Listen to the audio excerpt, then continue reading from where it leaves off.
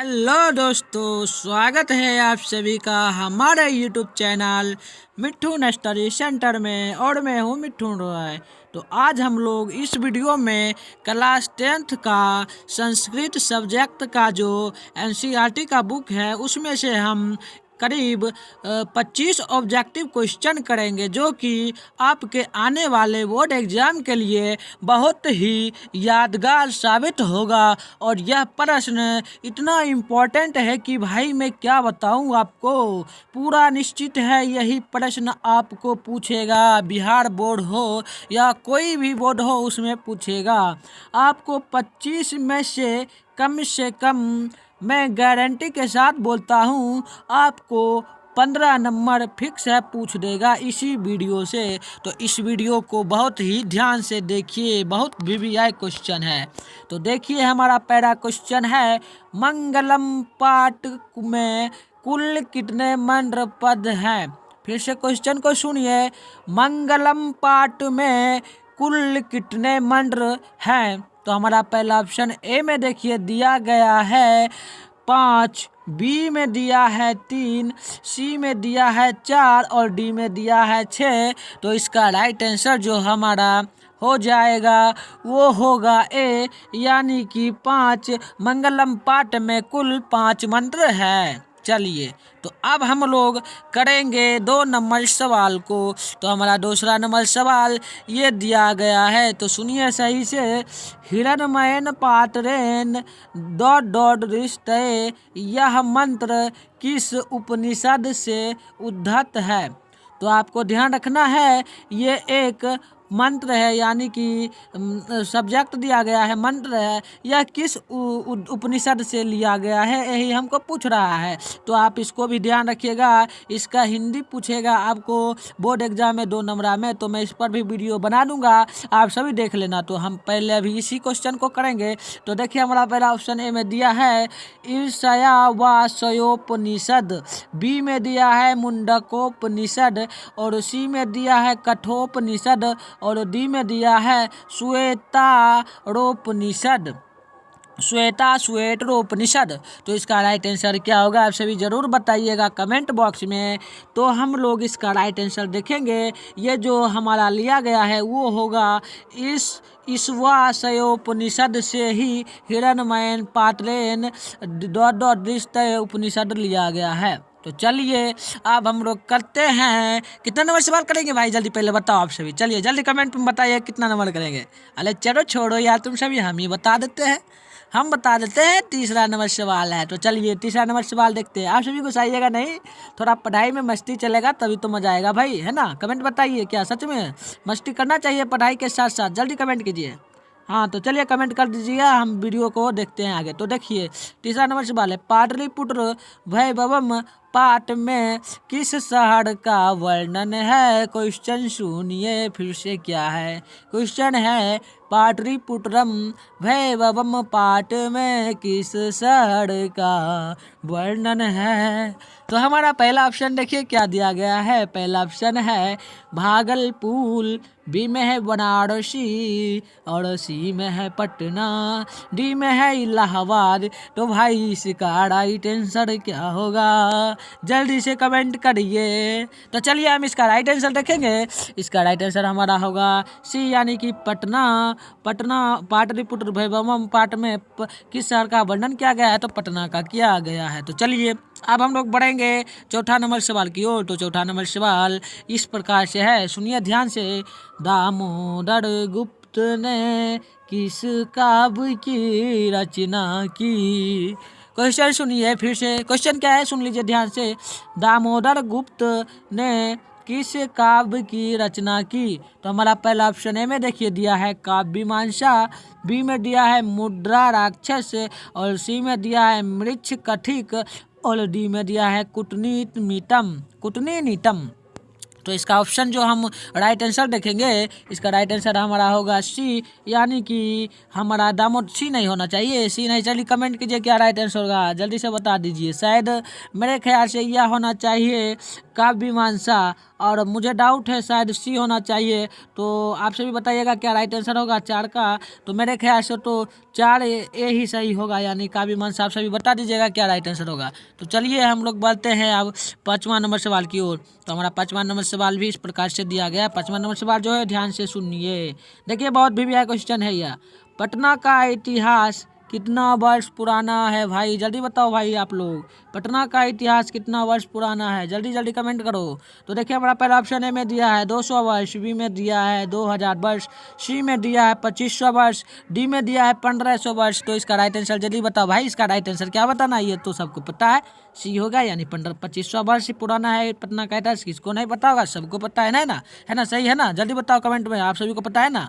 हाँ चलो पता है आप सभी को। चलिए देख लेते हैं 6ठा नंबर सवाल। 6ठा नंबर क्या दिया गया है, चलो 6ठा नंबर देखो, देखो ध्यान से देखो। आलस कथा पाठ के रचनाकार कौन है, आलस कथा पाठ के रचनाकार कौन है भाई, जल्दी बताओ, जल्दी जल्दी कमेंट करो। देखिए ऑप्शन हम देखेंगे, पहले ऑप्शन है ए में विद्यापति। विद्यापति ये इस प्रकार से लिखा गया है, जब हम बनाते हैं ना PDF तो उसमें थोड़ा दिक्कत हो जाता है कभी कभी, इस प्रकार से विद्यापति लिखा गया है। ऑप्शन ए में आप सभी देख लीजिएगा। चलिए हमारा जो पहला ऑप्शन ए में दिया है विद्यापति, बी में दिया है दामोदर गुप्त, सी में दिया है राजशेखर, और डी में क्या दिया, क्या दिया है, जल्दी बोलो जल्दी बोलो। अरे यार मुझे पढ़ना भी नहीं आता, पिंगल है पिंगल, चलो पिंगलल है ना, पिंगलल। तो चलिए इसका राइट आंसर क्या होगा, आप सभी जल्दी कमेंट कीजिए। अरे भाई इसका राइट आंसर क्या बताना, आप सभी को पता है ना, क्या होगा जल्दी बताओ। विद्यापति नहीं होगा ये, हाँ चलो चलो आप सभी को पता है। चलिए अब हम लोग 7वां नंबर सवाल देख लेते हैं। चलो 7वां नंबर सवाल, चलो क्या बात है, 7वां नंबर इतना इजी और क्वेश्चन है भाई इतना इजी, मुझे तो पता ही नहीं था। तो देखिए क्वेश्चन देखेंगे, नीतिकाल आलस को क्या मानते हैं, नीतिकाल आलस को क्या मानते हैं भाई, क्या इसका ऑप्शन दिया गया। चलो आप सब जल्दी से कमेंट करो, हम ऑप्शन तब तक देखते हैं। ऑप्शन ए में दिया है गुण, बी में दिया है शत्रु, सी में दिया है मित्र, और डी में दिया है धर्म। तो भाई आलस काल को कौन मानेगा, मित्र और धर्म या गुण कौन मानेगा, चलो बताओ इसका राइट आंसर क्या होगा। इसका राइट आंसर क्या होगा, अरे शत्रु होगा भाई, तुम सभी को इतना भी नहीं पता, चलो शत्रु होगा बी। चलो चलिए आप सभी को पता है, मैं ही मूर्ख हूँ। तो चलिए अब हम लोग देख लेते हैं 18 नंबर सवाल को। 18 नंबर सवाल क्या दिया गया है, देख लीजिए बहुत ध्यान से। क्वेश्चन है बिरेश्वर कैसा था, बिरेश्वर कैसा था। तो ऑप्शन भी पहले हम देखेंगे, तब तक आप सभी आंसर बताइए क्या हुआ। देखिए ऑप्शन ए में दिया गया ईमानदार, बी में दिया है भ्रष्ट, और सी में दिया है दानशील, और डी में दिया है धनी। तो आप सभी को पता होगा बिरेश्वर जो थे वो क्या थे, आप सभी जल्दी बताइए। वो थे हमारे ख्याल से क्या होगा भाई, दान, यानी दानशील थे, दानशील, हाँ बिरेश्वर दानशील ही थे। चलो सी होगा राइट आंसर। तो चलिए अब हम लोग देख लेते हैं नंबर सवाल को। नंबर सवाल भाई मजा आ रहा है ना, थोड़ा थोड़ा मस्ती चलता है पढ़ाई में, क्या होना चाहिए ना मस्ती, आप सभी कमेंट कीजिएगा, कमेंट में हाँ लिखिएगा होना चाहिए या नहीं। चलिए अब हम लोग देखते हैं नंबर सवाल। सर्व सुखरा सरस्वती किसकी उक्ति है, फिर से सुनिए, सर्व सुखरा सरस्वती किसकी उक्ति है। तो देखिए हमारा पहला ऑप्शन ए में दिया है याज्ञवल्क्य, बी में दिया है जनक, सी में दिया है वानभट्ट, और डी में दिया है दंडी। हाँ चलिए तो इसका राइट आंसर आप सभी जल्दी से बता दीजिए। इसका राइट आंसर हम ही बताएंगे ना भाई, दांडी होगा, दांडी याद रखना है आपको। पूछेगा सर्व शुक्ला सरस्वती किसकी उक्ति है, तो आपको राइट आंसर मानना है डी में, यानी कि दांडी। चलिए अब हम लोग, अरे यार ये क्या, कितना इजी क्वेश्चन है, बहुत इजी है, 10 नंबर है ना। चलो जनक की सभा में शास्त्र ठाट कुशला कौन थी, चलिए बताइए। जनक की सभा में शास्त्र ठाट कुशला कौन थी। तो इसका हम ऑप्शन देखेंगे, तब तक आप सभी कमेंट में बताइए इसका राइट आंसर क्या होगा। तो देखिए ऑप्शन ए में क्या है, सुलभा, बी में है गांगी, सी में है मैत्रेयी, डी में है यामी। तो आप सभी ने बता ही दिया है कमेंट में आंसर, तो आप सभी ने सही बताया, तो हम बताएंगे इसका राइट आंसर, अब वो होगा गांगी। चलिए अब हम लोग देख लेंगे 11 नंबर सवाल को, थोड़ा जल्दी करेंगे, बहुत ज़्यादा सवाल, 25 सवाल है इसमें भाई, 25। चलिए देखते हैं। गायन्ति देवा पुरुषः शुल्त्वात्, क्वेश्चन सुनिए, गायन्ति देवा पुरुषः शुल्त्वात्, यह पद किस पुराण से उद्धत है? तो देखिए क्वेश्चन आप सुन लिए, गायंती देवा पुरुषा, यह एक पंक्ति है और यह किस पुराण से लिया गया है, यही हमको पूछ रहा है। तो हमारा पहला ऑप्शन ए में है नारद पुराण, बी में है विष्णु पुराण, सी में है भगवत पुराण, डी में है गरुड़ पुराण। तो इसका राइट आंसर बच्चा को भी पता है, यह होगा भी, यानी कि विष्णु पुराण होना चाहिए। चलिए हो गया ना। अब हम लोग क्या करें, 12 नंबर को करें कि छोड़ दे? नहीं, कर लेते हैं। 25 क्वेश्चन है क्या बाबू, सही बात है ना। देखिए क्या है, भारत भूमि कैसी है, जल्दी बताओ जल्दी। ए में देखिए क्या है, विशाल, बी में क्या है, निर्मला, सी में क्या है, वत्सला, और डी में जो दिया गया है ना, वो दिया है ए भी, बी भी और सी भी, तीनों दिया है। इस प्रकार से दिया गया है।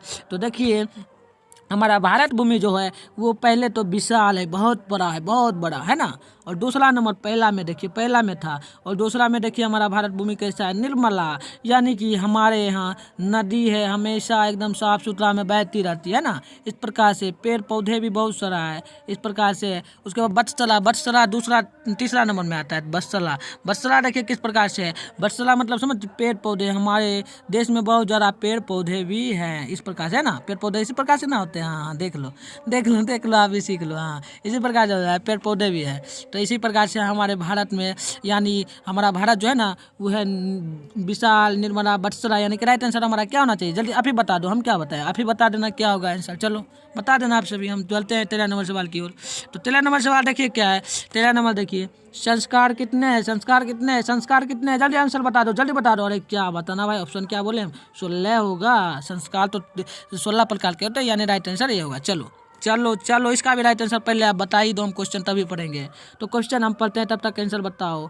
अंत्योतिष्ठा संस्कार कब होता है, अंत्योतिष्ठम संस्कार कब होता है? तो इसका देखिए पहला ऑप्शन ए में दिया है युवावस्था में, बी में दिया है मरणोपरांत में, और सी में दिया है मृत्यु के पहले, डी में दिया है शेषवावस्था। तो इसका राइट आंसर आप सभी तो बता ही दिए होंगे कमेंट बॉक्स में, फिर भी मैं बता देता हूँ, यह होगा मरणोपरांत, यानी मरने के बाद ही यह संस्कार से अंत्योतिष्ठम संस्कार होता है। चलो आप कितना नंबर क्वेश्चन होगा, जल्दी बताओ, जल्दी। अरे 15 नंबर होगा भाई, हम भी भूल जाते हैं ना।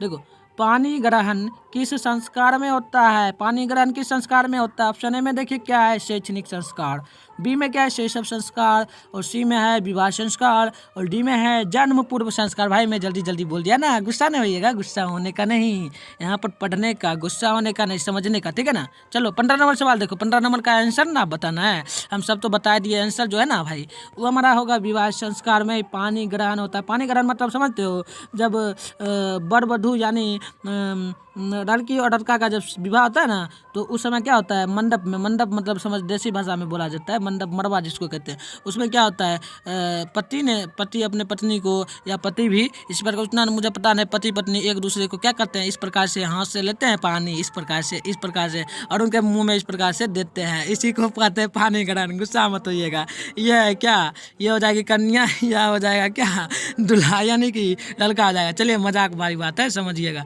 चलिए अब हम लोग देखेंगे 16 नंबर सवाल को। चलिए 16 नंबर सवाल क्या है, देखिए 16 नंबर को देखिए, साहित्य, फिर से देखिए, साहित्य ग्रंथों में केशांत संस्कार का नामांतरण क्या है, साहित्य ग्रंथों में केशांत संस्कार का नामांतरण क्या है? तो देखिए मैं पहला ऑप्शन ए में क्या है, उपनयन, बी में क्या है, समावर्तन, सी में क्या है, जल्दी बोलो जल्दी, वेदारंभ, डी में क्या है, गोदान।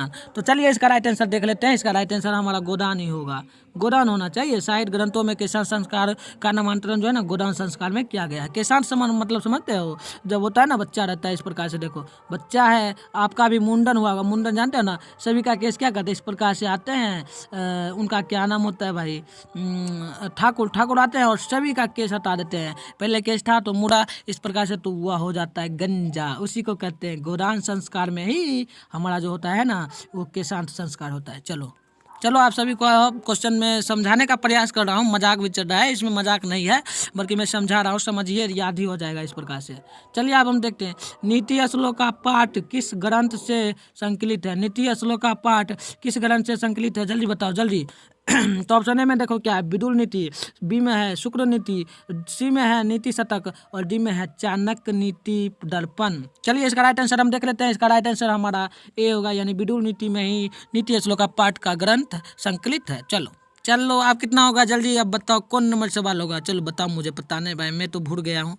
नहीं नहीं नहीं, भूलना नहीं चाहिए, बता दो आप सभी। चलो 18 नंबर होगा ना। चलो, अपनी उन्नति चाहने वाले को कितने दोष हो? दोष देखिए, दोष समझते हो ना, दोष जो आप में होता है, हर वक्त दोष रहता है आप सभी में, वही दोषों को त्याग देना चाहिए। कितने दोषों को आपको त्यागना चाहिए अपनी उन्नति चाहने के लिए? उन्नति चाहना है तो आपको कितना दोषों को त्यागना चाहिए? जल्दी बताओ, त्यागना चाहिए, जल्दी बोलो बोलो। तो देखिए तब तक आप आंसर दीजिए, तब तक हम ऑप्शन देखते हैं। ऑप्शन ए में है 7, बी में है 6, सी में है 5 और मेरा तो गला भी देखो बच गया, और डी में है 8। तो इसका राइट आंसर देखो क्या होगा, 18 है ना। 18 का आप तो बता ही दिए हो, 6 प्रकार का होता है। हमको अगर उन्नति चाहना है तो हमको चलो ये सब क्या होगा, हमको अगर उन्नति चाहना है ना तो हमको 6 प्रकार के दोषों को त्यागना चाहिए। चलो गुस्सा नहीं होइएगा, सही बता रहे हैं।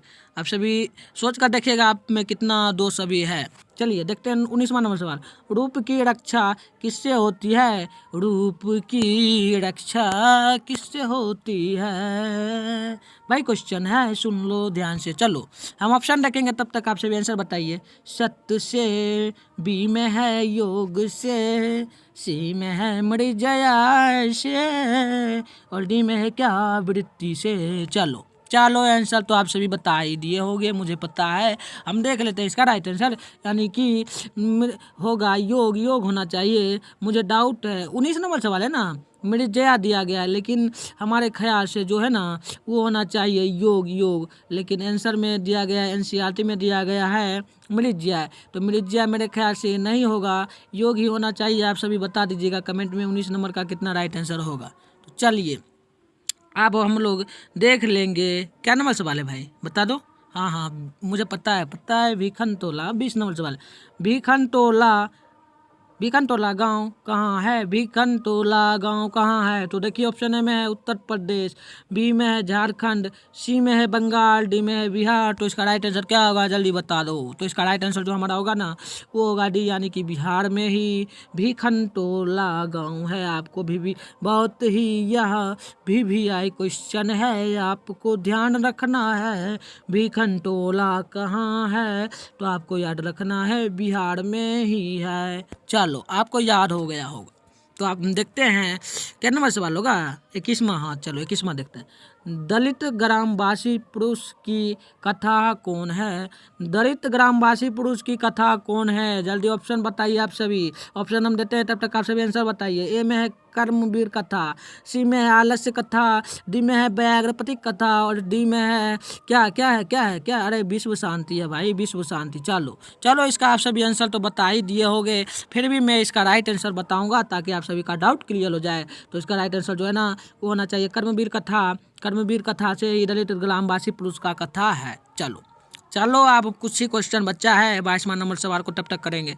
तो देखो 22वां नंबर सवाल क्या है, स्वामी दयानंद कौन थे? स्वामी दयानंद कौन थे? चलो आप सभी आंसर बताओ, हम तब तक ऑप्शन देते हैं। ऑप्शन ए में है शिक्षाविद, बी में है समाजोधारक और सी में है धर्मोपदेशक और डी में है राजनीतिज्ञ। हमको पढ़ने में भी नहीं होता है ना। हाँ चलो राजनीतिज्ञ है। चलो तो इसका राइट आंसर क्या होगा आप सभी जल्दी से बता दो। 22 नंबर है ना, तो इसका राइट आंसर हमारे ख्याल से समाज सुधारक होना चाहिए।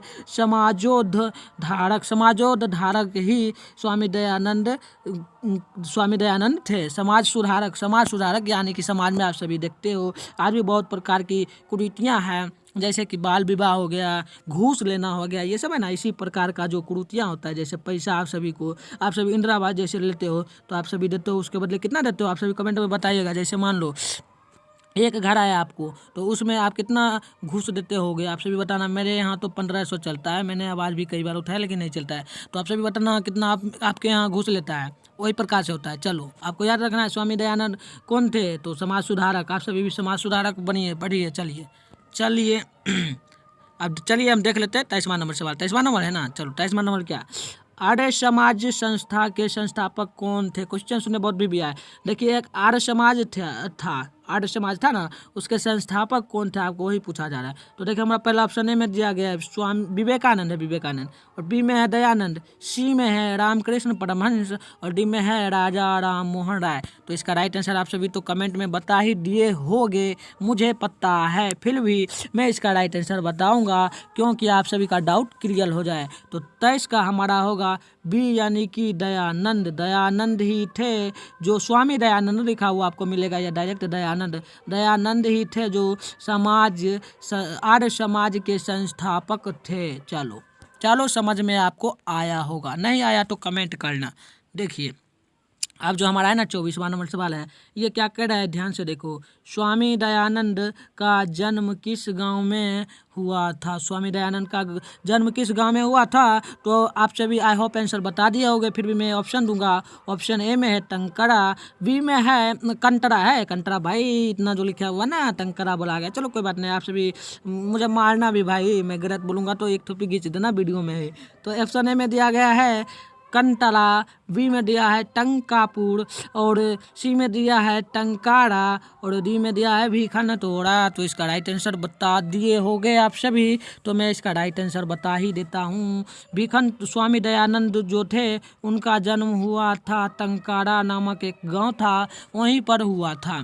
तो चलिए आज का लास्ट क्वेश्चन है। लास्ट क्वेश्चन क्या है? लास्ट ओ हाँ 25 नंबर क्वेश्चन है ना। चलो सुनो। वाल्मीकि रामायण से कौन सा पाठ संकलित है? भाई मेरा गाना भी सुनना, मैं थोड़ा सुर लगा के बोलूँगा, आज मेरा गला बजा हुआ है, फिर भी थोड़ा सुनो। क्या है? वाल्मीकि ना, हम क्वेश्चन भी गलत पढ़ते भाई। वाल्मीकि रामायण से कौन सा पाठ संकलित है? चलिए क्वेश्चन आप पढ़ लिए, इसका हम ऑप्शन देखेंगे, आप सभी आंसर तब तक दे दीजिए। ऑप्शन ए में है विश्व शांति, बी में है कर्ण शस्त्रदान वीरता और हम ऑप्शन देखेंगे इसका 2 ऑप्शन और है। ऑप्शन 2 में है, सी में है नीति श्लोका और डी में है मंदाकिनी वर्णम। आप सभी आंसर इसका तब तक बताइए, तब तक मैं आप सभी को एक और बात बता देता हूँ। मेरा एक व्हाट्सएप ग्रुप है, मेरा एक क्या है जल्दी बताओ। व्हाट्सएप WHATSAP इस प्रकार से होता है ना व्हाट्सएप ग्रुप है। उस पर मेरा एक ग्रुप चलता है, ग्रुप है व्हाट्सएप में, समझे? क्लास 10 का है, तो उस पर हमेशा जैसे ये वीडियो अभी बना तो आज शाम 7 बजे इसी वीडियो का उसमें टेस्ट होगा और जो बच्चे 25 में से 24 भी आंसर जो ला देंगे, उनका जो 24 भी मार्क्स लाएंगे उनका वीडियो बनेगा और इसी तरह से वीडियो बनेगा और यूट्यूब पर डाला जाएगा और आप सभी को बहुत लोग पहचानेंगे ना। अरे अभी पहचान में आ जाओगे तो टॉप करोगे तो और भी ज़्यादा फेमस हो जाओगे ना। चलो उसी प्रकार से होता है। तो मेरा नंबर ले लो, नंबर देखो है क्या 696 है और क्या है 98 ना, 98 है और साथ में 095। इस नंबर पे आपको कुछ नहीं करना है, सिर्फ इस प्रकार से लेना है हेलो लिखना है आपको, इस प्रकार से हेलो और सर लिखना है, हेलो सर लिख देना है। उसके बाद आपको भेज देना है इसी नंबर पर भेजने के बाद भेजिएगा तो मैं आपको ग्रुप का लिंक दूंगा, आप ज्वाइन हो जाइएगा और आप भी देना, अरे टेस्ट देना भाई और फेमस हो जाना। चलो ठीक है, टेस्ट देना और अच्छा नंबर लाना, तो जो अच्छा नंबर लाएगा मैं उसका पोस्ट भी डालूंगा। किस चीज़ पर जल्दी बताओ, जल्दी बताओ। हाँ यूट्यूब पर डालेंगे ना। चलो तो इसका राइट आंसर हमको देखना था ना, 25 नंबर है, तो इसका राइट आंसर जो हमारा होना चाहिए था वो क्या होना चाहिए था? चलो ए में दिया है विश्व शांति, तो विश्व शांति मेरे ख्याल से नहीं होना चाहिए। बी में दिया है कर्ण शस्त्रदान वीरता, ये भी नहीं होना चाहिए। तो इसका राइट आंसर देखेंगे, ये जो है ना मंदाकिनी वर्णम है, मंदाकिनी वर्णम ही होगा, मंदाकिनी वर्णम इसका राइट आंसर होगा 25 का। चलो आई होप आप सभी को यह वीडियो समझ में आ गया होगा। तो आज के लिए इतना ही। आप सभी को यह वीडियो अच्छा लगा हो तो आप सभी वीडियो को लाइक कीजिए, कमेंट कीजिए, अपने दोस्तों में शेयर कीजिए। साथ में आप मेरे चैनल पर नए हो तो चैनल को सब्सक्राइब जरूर करो। चलो आज के लिए इतना ही, मिलेंगे अगले एपिसोड में, तब तक के लिए बाय बाय।